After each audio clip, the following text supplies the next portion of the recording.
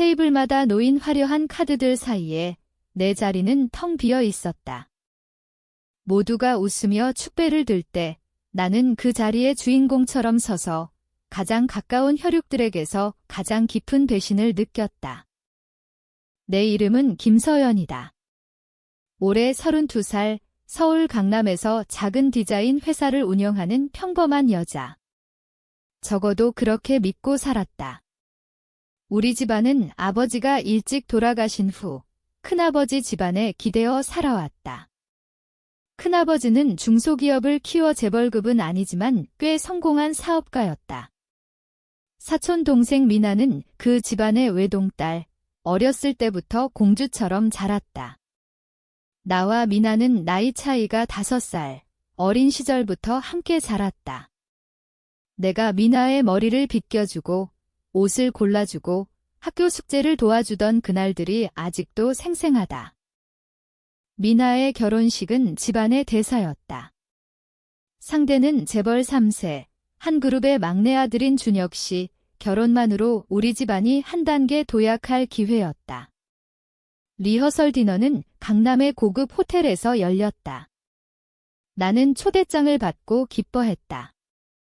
미나가 직접 전화로 전니 꼭 와야 해 언니 없으면 안 돼 라고 했으니까. 그날 나는 평소보다 공을 들여 옷을 입었다. 검은 드레스에 은은한 진주 목걸이, 아버지가 남기신 유일한 유품이었다. 호텔 로비에 들어서자 이미 가족들이 모여 있었다. 큰어머니가 나를 보자마자 웃으며 손을 흔들었다. 서연아, 왔어. 민하가 기아려. 연회장으로 들어서는데 뭔가 이상했다. 테이블 배치가 보였다. 메인 테이블에 신랑 신부 자리, 양가 부모 자리. 그리고 가족 테이블들. 나는 자연스럽게 우리 쪽 테이블로 갔다. 그런데 내 이름이 없다. 카드를 하나하나 확인했다. 큰아버지, 큰어머니, 미나의 남동생 민준, 그리고 먼 친척들까지 이름이 있는데 나만 없다. 심장이 쿵쾅거렸다. 실수려니 싶어 웨이터를 불렀다. 죄송한데 김서연 자리 어디예요? 웨이터가 난처한 표정으로 리스트에 없는데요. 라고 했다. 그 순간 미나가 다가왔다. 웃는 얼굴로. 언니. 왔어. 아, 자리. 미안, 테이블이 꽉 차서. 저쪽 보조 테이블에 앉아. 괜찮지? 보조 테이블. 호텔 직원들이 앉는 구석진 곳, 가족이 아니라 하객들 중에서도 낮은 등급의 자리. 나는 웃으려 애썼다. 아, 그래. 괜찮아 하지만 속으로는 불길이 치밀었다. 디너가 시작됐다. 모두가 축사를 하고 웃고 사진을 찍었다. 나는 구석에서 혼자 와인을 마셨다. 큰어머니가 한 번 와서 서연아, 미안해. 미나가 신랑 쪽 하객이 많아서 라고 변명했다. 하지만 눈빛이 피했다.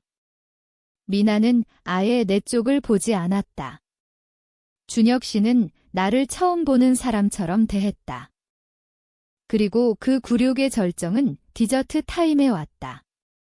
미나가 마이크를 잡고 우리 집안 식구들 정말 감사해요. 특히 오빠 민준이랑 엄마 아빠라고 가족을 한 명 한 명 호명하며 감사 인사를 했다. 나만 쏙 빠졌다. 마치 내가 존재하지 않는 사람처럼. 연회장 안의 모든 시선이 나에게 쏟아졌다. 동정회, 조롱회, 무관심회. 나는 자리에서 일어나 화장실로 갔다. 거울 앞에서 눈물이 쏟아졌다. 왜 나만. 어렸을 때부터 미나를 내 동생처럼 키웠는데. 아버지 돌아가신 후 큰아버지 집에서 밥을 얻어먹으며 자랐는데. 대학 등록금도 큰아버지가 대주셨다. 그 은혜를 갚으려 평생 열심히 살았는데. 집에 돌아와서야 알았다. 미나의 인스타 스토리. 리허설 디너 사진들. 가족 사진에 나만 없고 캡션에 완벽한 가족과 함께 라고 적혀 있었다. 그리고 댓글들. 서연 언니는 라는 누군가의 질문에 미나가 초대는 했는데 바빠서 안 왔나 봐 라고 답했다. 거짓말. 나는 갔다. 그리고 그곳에서 지울 수 없는 상처를 받았다. 그날 밤 나는 잠을 이룰 수 없었다. 창밖 서울의 야경을 보며 생각했다. 이게 끝이 아니다. 이 배신에는 대가가 있어야 한다. 공정한 대가. 나는 서랍에서 오래된 노트를 꺼냈다. 아버지가 생전에 쓰던 것 그리고 첫 페이지를 넘겼다. 계획이라고 적었다. 배신의 이유를 알기까지는 오래 걸리지 않았다. 다음 날 큰어머니에게 전화가 왔다. 서연아, 어제 미안했어. 미나가 신랑 쪽에서 하객이 많아서 자리 조정이 다시 그 변명. 하지만 나는 캐물었다. 큰어머니, 솔직히 말씀하세요. 왜 저만 뺐어요? 큰어머니가 한숨을 쉬었다. 서연아, 너도 알잖아. 준혁 씨 집안이 보수적이라고. 내가 혼자 사는 여자라서 아버지 일 때문에 집안 내력이 복잡하다고. 미나가 신랑 쪽에서 이미지 관리하라고 해서. 아버지 일, 그 단어가 가슴을 찔렀다. 아버지는 큰아버지 회사에서 일하다 배임 혐의로 옥살이를 하셨다. 결국 감옥에서 병으로 돌아가셨다. 집안에서는 그걸 흑역사라고 불렀다. 내가 그 딸이라는 이유만으로. 하지만 그게 전부가 아니었다. 더 깊이 파보니 충격적인 사실이 나왔다. 미나의 결혼은 단순한 사랑이 아니었다. 준혁 씨 집안은 우리 집안의 회사 지분을 노렸다. 큰아버지 회사는 최근 경영난이었다. 준혁 씨 아버지가 인수하려 했다. 그 조건으로 결혼. 그리고 깨끗한 집안을 요구했다. 내 존재는 그걸 더럽히는 요소였다. 미나는 나를 지우기로 결정했다. 가족 사진에서, 집안 행사에서, 그리고 결국 상속에서도. 나는 회사에 나가지 않고 며칠을 자료를 모았다. 큰아버지 회사 재무제표, 준혁 씨 집안의 인수계획, 미나와 준혁의 카톡 대화까지. 어떻게? 오랜 친구가 IT 회사에 다녔다. 그 친구에게 부탁했다. 서연아, 이건 불법인데 라고 하면서도 도와줬다. 대화 내용은 충격적이었다. 미나, 언니는 빼자. 신랑 쪽에서 문제 삼아, 준혁, 좋아, 내 말대로 할게. 대신 지분 10% 더 줘. 그들은 나를 거래 카드로 썼다. 분노가 치밀었다. 하지만 울분만으로는 안 된다. 계획이 필요했다. 나는 먼저 내 회사를 정리했다. 디자인 회사였지만 사실 나는 재능이 있었다. 대학 때부터 그래픽으로 상을 받고 프리랜서로 큰 돈을 벌었다. 그 돈으로 주식을 샀다. 큰아버지 회사 주식. 소액이지만 꾸준히. 지금은 5% 정도 됐다. 집안 사람들은 몰랐다. 다음은 준혁 씨 집안을 조사했다. 그들은 표면적으로 깨끗했지만 뒷골목은 더러웠다. 탈세, 로비, 심지어 경쟁사 공작. 증거를 모았다. 변호사 친구에게 의뢰했다. 그리고 미나에게 연락했다. 미나야, 결혼 축하해. 선물 준비했어. 미나는 반가워했다. 언니. 미안했어. 다음에 보상할게. 결혼식 날이 다가왔다. 본식은 더 화려했다. 나는 초대받지 못했다. 하지만 갔다. 하객으로 가장하고 결혼식장 로비에서 미나를 기다렸다. 미나가 나를 보고 놀랐다. 언니. 어떻게? 나는 웃었다. 축하하러 왔지? 그리고 선물을 건넸다. USB 하나. 이거 신혼여행 가서 봐. 가족 사진 모음이야. 미나는 의아해했지만 받았다. 그 USB 안에는 가족 사진이 아니었다. 그들의 대화 캡처, 회사 비리 자료, 그리고 내 메시지 하나. 대신에는 대가가 있다. 결혼식은 무사히 끝났다. 하지만 신혼여행에서 모든 게 시작됐다. 신혼여행에서 돌아온 미나의 전화가 왔다. 떨리는 목소리. 언니. 그 USB. 뭐야? 나는 차분히 답했다. 내가 나에게 한 짓의 증거지? 미나는 울었다.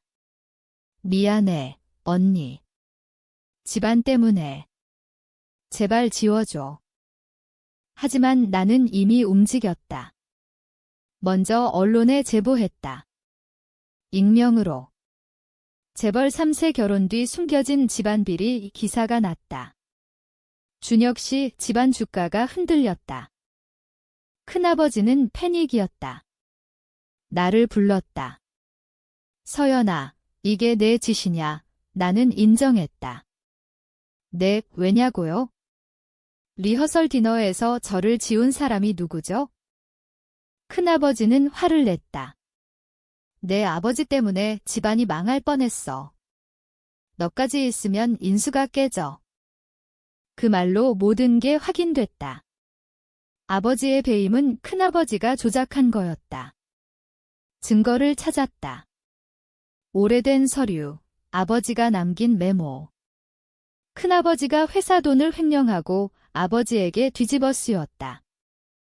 나는 그 증거를 검찰에 제출했다.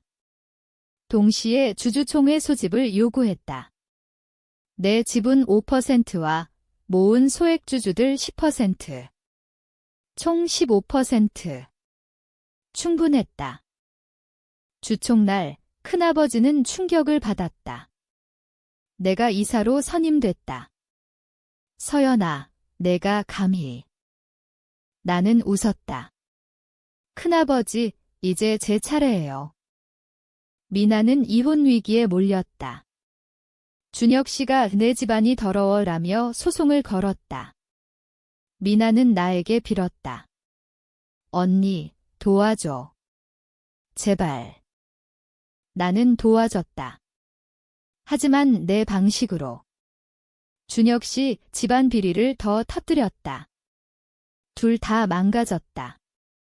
하지만 이게 끝이 아니었다. 더 깊은 복수가 기다렸다. 회사 이사가 된 후 나는 내부를 청소했다. 큰아버지의 측근들을 쳐냈다. 회사 실적을 끌어올렸다. 디자인 회사를 합병해 새 브랜드를 만들었다. 주가가 올랐다. 미나는 이혼했다. 재산 분할 없이 준혁 씨가 모든 걸 가져갔다. 미나는 큰아버지 집으로 돌아왔다. 하지만 큰아버지는 조사받고 있었다. 횡령 혐의. 나는 미나를 만났다. 카페에서. 미나는 초췌했다. 언니, 왜 이렇게까지? 우리는 가족인데. 나는 말했다. 가족. 리허설 디너에서 나를 지운 게 가족이야? 아버지를 죽인 게 가족이야? 미나는 울었다. 아빠가. 아버님 일은? 큰아버지가 모든 걸 인정했다. 아버지를 희생양으로 만들었다. 나 역시 집안의 흠으로 봤다. 나는 미나에게 제안했다. 회사에 와 일해. 빚을 갚아. 미나는 왔다. 최하위 직원으로. 내가 시키는 대로. 큰어머니는 병났다. 스트레스로. 나는 성공했다. 회사 CEO가 됐다. 언론은 나를 회복한 상속녀라고 불렀다. 하지만 마음속 빈자리는 채워지지 않았다. 복수는 달콤했지만 쓴맛이 남았다. 몇 년 후 나는 새로운 삶을 살았다. 새 남자친구, 안정된 회사, 하지만 과거가 나를 놓아주지 않았다. 미나가 찾아왔다. 언니, 나 임신했어. 혼자. 아버지가 누구냐 물으니 준혁 씨였다. 이혼 후 몰래 만났다고. 나는 충격받았다. 하지만 도와줬다. 미나를 회사에 복구시켰다. 큰아버지는 실형을 받았다. 감옥에서 병들었다. 나는 아버지 묘소에 갔다. 아빠, 갚았어. 하지만 그날 충격적인 편지가 왔다. 미나의 글, 언니, 사실 모든 게 계획이었어. 언니를 자극해 회사에서 쫓아내고 내가 다 가지려 했어. 하지만 실패했네. 또 배신. 미나는 여전히 나를 이용하려 했다. 나는 다시 계획을 세웠다. 이번엔 끝까지. 마지막 대면. 나는 미나를 불렀다. 내 계획 다 알아? 미나는 웃었다. 언니, 나 없으면 회사 어떻게 해? 나는 내 약점이야. 나는 증거를 내밀었다. 미나의 최근 횡령. 내가 일부러 유도한 함정. 미나는 무너졌다. 왜 나까지? 내가 시작했어. 리허설 디너에서. 미나는 모든 걸 잃었다. 회사, 아이, 자유. 나는 회사 매각했다. 거액에. 그리고 사라졌다. 새 삶으로. 배신의 잔해 위에 나는 다시 섰다. 하지만 영원한 상처를 안고. 이게 내 이야기다. 배신과 복수의 공정한 대가.